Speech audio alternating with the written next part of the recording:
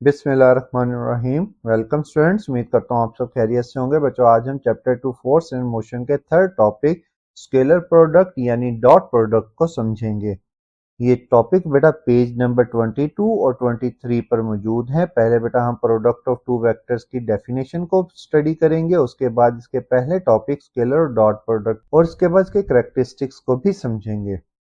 चलें स्टार्ट करते हैं। Product of two vectors. बेटा जब भी हम किसी भी दो वेक्टर्स को प्रोडक्ट करते हैं, आपस में मल्टीप्लाई करते हैं, तो बेटा हमारे पास दो तरह का आंसर आ सकता है। या तो वो जो आंसर आएगा वो स्केलर आएगा या फिर वो वेक्टर आएगा। अगर दो वेक्टर्स को मल्टीप्लाई करने से आंसर स्केलर आ जाए तो बेटा हम उसको कहते हैं स्केलर या डॉट प्रोडक्ट। और अगर दो वेक्टर्स को मल्टीप्लाई करने से आंसर वेक्टर आ जाए तो बेटा हम उसको कहते हैं वेक्टर प्रोडक्ट। तो बेटा दो तरह की प्रोडक्ट्स होती हैं। The product of two vector can be performed in two different ways. एक को हम कहते हैं स्केलर प्रोडक्ट और एक को कहते हैं वेक्टर प्रोडक्ट। इन दोनों प्रोडक्ट्स को हम डिटेल में समझेंगे। स्केलर प्रोडक्ट सबसे पहले, अगर बेटा दो वेक्टर जैसे अभी हमने बात की कि उनको प्रोडक्ट करने से, उनको मल्टीप्लाई करने से आंसर हमारे पास एक ऐसा आए जिसकी बेटा कोई डायरेक्शन एग्जिस्ट ना करती हो, यानी कि वो एक स्केलर क्वांटिटी हो, तो बेटा ऐसी प्रोडक्ट को हम स्केलर प्रोडक्ट या डॉट प्रोडक्ट का नाम देते हैं। डिफाइन कैसे करेंगे बेटा इसे? If the product of two vector result in a scalar quantity, it is called scalar product और dot product. The scalar or dot product of two vectors a and b as defined as, इसको लिखते कैसे हैं, इसका formula क्या है? a dot b is equal to ab cos theta। बेटा ये जो बोल्ड है ये वेक्टर्स हैं, आप जब कॉपी पर इसको लिखेंगे तो इनके ऊपर आपने एरोज लगाने हैं। लास्ट लेक्चर में मैंने आपको इसको डिटेल में बताया था। यहाँ पर बेटा जब ये दो वेक्टर्स मल्टीप्लाई होंगे तो बेटा याद रखिएगा a का कंप्लीट मैग्नीट्यूड मल्टीप्लाई हो रहा है इस केस में, जबकि b का सिर्फ और सिर्फ x कंपोनेंट यानी b cos थीटा यहाँ पर कंट्रीब्यूट कर रहा है। और इसको हम सिंपल वर्ड में ये भी कहते हैं कि b का जो प्रोजेक्शन है, जो साया है a के ऊपर, वो सिर्फ और सिर्फ स्केलर प्रोडक्ट में कंट्रीब्यूट करता है। और where a and b are the magnitude of vector and the theta is the angle between them, और इन दोनों के दरमियान जो एंगल है उसको हम यहाँ पर थीटा से रिप्रेजेंट कर रहे हैं। फॉर एग्जाम्पल बेटा यहाँ पर एक बॉक्स को एक धागे की मदद से, एक रस्सी की मदद से आप यहाँ पर फोर्स लगा रहे हैं, और बेटा ये बॉक्स जो है इस डायरेक्शन में आगे की तरफ मूव कर रहा है। तो बेटा इस केस में जो फोर्स और डिस्प्लेसमेंट का प्रोडक्ट है वो हमारे पास वर्क डन होता है। वर्क डन एक बेटा स्केलर क्वांटिटी है, जिसकी वजह से हम कहते हैं कि फोर्स और डिस्प्लेसमेंट दोनों वेक्टर्स थे। ये दोनों वेक्टर्स आपस में मल्टीप्लाई हुए और मल्टीप्लाई होकर बेटा इन्होंने एक ऐसी क्वांटिटी दी जो कि एक स्केलर क्वांटिटी थी, जिसकी वजह से हम इन दोनों के प्रोडक्ट को नाम देंगे स्केलर या डॉट प्रोडक्ट का। यहाँ पर बेटा जो फोर्स का कंपोनेंट होगा एक्स एक्सिस वाला यानी एफ कॉस थीटा, वो सिर्फ कंट्रीब्यूट करेगा, एफ साइन थीटा कंट्रीब्यूट नहीं करेगा। और अगर बेटा अगर मुझे वर्क डन इंक्रीज करना हो तो बेटा मैं फोर्स भी उसी डायरेक्शन में लगाऊंगा जिस डायरेक्शन में बॉडी को मूव करवाना, यानी अगर फोर्स भी बेटा हमारे पास डिस्प्लेसमेंट की डायरेक्शन में होती तो वर्क डन जो है वो इंक्रीज हो जाता। If a force vector F act at the angle theta to the direction of displacement d, then work done is equal to F dot d is equal to Fd cos theta. This is the application of dot product. Next है बेटा हमारे पास characteristics of scalar product. पहली characteristic है हमारे पास commutative property. Simple word में commutative property हमें यह बताती है कि जगह का चेंज करने से मल्टीप्लिकेशन पे कोई फर्क नहीं पड़ता। मतलब a डॉट बी हो या b डॉट a हो, इससे कोई फर्क नहीं पड़ता कि आप a को पहले लिखें या b को बाद में लिखें। The scalar product is commutative, which means the order of multiplication does not affect the result.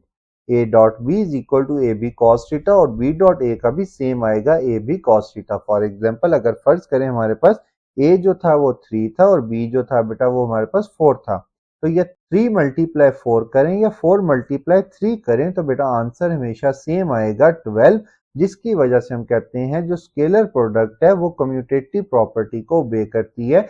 a dot B भी लिख सकते हैं इसे हम, या b डॉट a भी लिख सकते हैं। नेक्स्ट है बेटा हमारे पास डॉट प्रोडक्ट यानी scalar product of two perpendicular vectors. First करें बेटा हमारे पास ए और बी दो वेक्टर्स हैं और दोनों में बेटा अगर एंगल 90 डिग्री का है तो बेटा इसका जो आंसर आएगा हमारे पास 0 आएगा। क्यों? If two vectors are perpendicular उनके दरमियान एंगल 90 डिग्री है द डॉट प्रोडक्ट इज 0। क्योंकि बेटा cos 90 जो है एंगल 90 होने की वजह से cos 90 आएगा और cos 90 0 के इक्वल होता है और 0 ए बी के मैग्नीट्यूड को भी मल्टीप्लाई होकर 0 कर देगा। फर्ज करें बेटा a जो था वो 5i था और b जो था बेटा वो 6j था।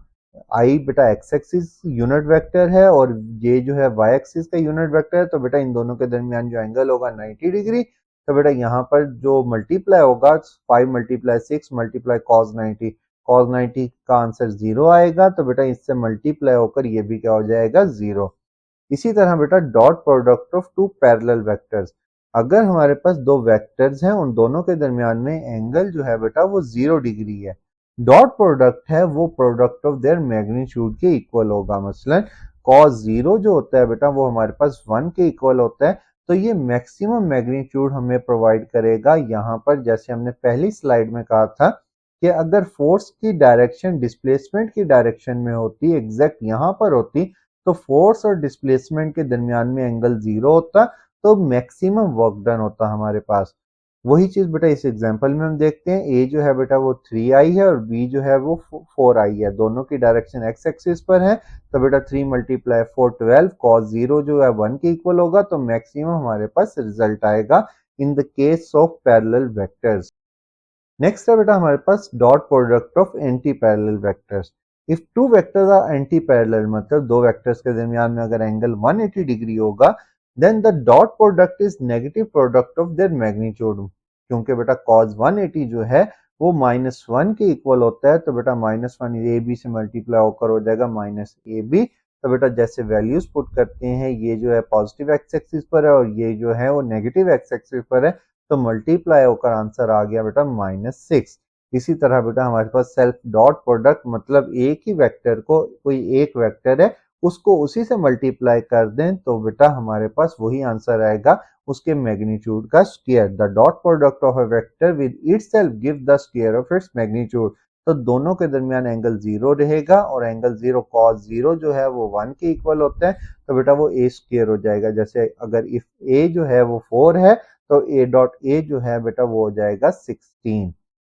नेक्स्ट है बेटा हमारे पास सबसे इंपॉर्टेंट इसका characteristics scalar product in term of components. First करो बेटा हमारे पास ए वेक्टर के कंपोनेंट्स है ax ay az, मतलब ए वेक्टर को अब हमने पार्ट्स में डिवाइड कर दिया और बी वेक्टर्स को भी bx by bz तीनों पार्ट्स में डिवाइड कर दिया। अगर हम इसके कंपोनेंट्स को मल्टीप्लाई करवाना चाहें, जैसे a डॉट b था, तो बेटा इसके पहले a के कंपोनेंट्स को लिखा और फिर डॉट के बाद b के कंपोनेंट्स को। तो कैसे मल्टीप्लाई होंगे ये सारे कंपोनेंट? इसमें बेटा हम सबसे पहले ax को bx से मल्टीप्लाई करेंगे, फिर ax को by से करेंगे, फिर ax को bz से करेंगे। मतलब एक वैल्यू यहाँ से इस तीनों के साथ होगी, फिर ay जो है फिर bx by bz तीनों से मल्टीप्लाई होगा, जैसे बेटा मैंने यहाँ पर लिखा हुआ है, और फिर az जो है फिर इन तीनों से मल्टीप्लाई होगा और इनके जो यूनिट वेक्टर्स हैं वो भी आपस में मल्टीप्लाई होंगे, जैसे i dot i dot j, i dot k। तो बेटा ये इसी तरह j डॉट i यहाँ पर आएगा, j डॉट j यहाँ पर आएगा बेटा, और j डॉट k जो है बेटा यहाँ पर आएगा। हमने कहा था बेटा i डॉट i जो है और j डॉट j जो है इनके दरमियान एंगल 0 होगा, तो बेटा इनका आंसर 1 आएगा। अभी हमने पिछली स्लाइड में पढ़ा था कि अगर cos 90 होगा तो आंसर 0 आता है, cos 0 होता है तो बेटा आंसर 1 आता है। ये आप कैलकुलेटर पर भी चेक कर सकते हैं। तो बेटा अगर यहाँ पर आंसर i डॉट i का 1 आएगा और i dot j i dot k का 0 आएगा, तो बेटा ये वाली वैल्यूज भी कैंसिल हो जाएगी, ये वाली वैल्यू भी कैंसिल हो जाएगी। मतलब हमारे पास सिर्फ 3 वैल्यूज बचेंगी, i डॉट i वाली, j डॉट j वाली और k डॉट k वाली, क्योंकि इनके दरमियान एंगल 0 होगा, बाकी सब के दरमियान एंगल जो है वो 90 होगा।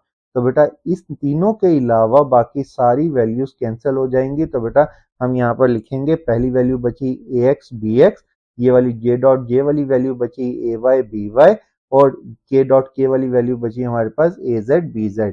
और यहाँ पर उनका यूनिट वेक्टर्स को मल्टीप्लाई करके यानी cos 0 पुट करके आंसर आया 1, तो बेटा हमारे पास a डॉट b आ जाएगा ax bx plus ay by plus az bz। आपकी बुक में ये डायरेक्ट लिखा हुआ है, आप ये स्टेप्स ऐड कर सकते हैं। अब यहाँ पर a डॉट b जो है बेटा हमारे पास वो ए बी कॉस थीटा के इक्वल था, तो बेटा हम इसको लिख सकते हैं ए डॉट बी की जगह पर ए बी कॉस थीटा, और यहाँ से कॉस थीटा की वैल्यू आएगी बेटा ए बी इधर आके डिवाइड हो जाएगा। जब हम ये वाली वैल्यू यहाँ पर लिखेंगे तो कॉस थीटा को यहीं पर लिखा रहने दिया, ए बी को इधर लेके आगे डिवाइड कर दिया। This formula help to find the angle between two vector when their components are known. जब हमारे पास कंपोनेंट्स गिवन होंगे तो बेटा हम इस फार्मूले की मदद से इजीली एंगल फाइंड आउट कर सकते हैं। ये था बेटा आज का लेक्चर अच्छा लगा हो तो लाइक और सब्सक्राइब करना मत भूलिएगा। थैंक यू, खुदा हाफिज।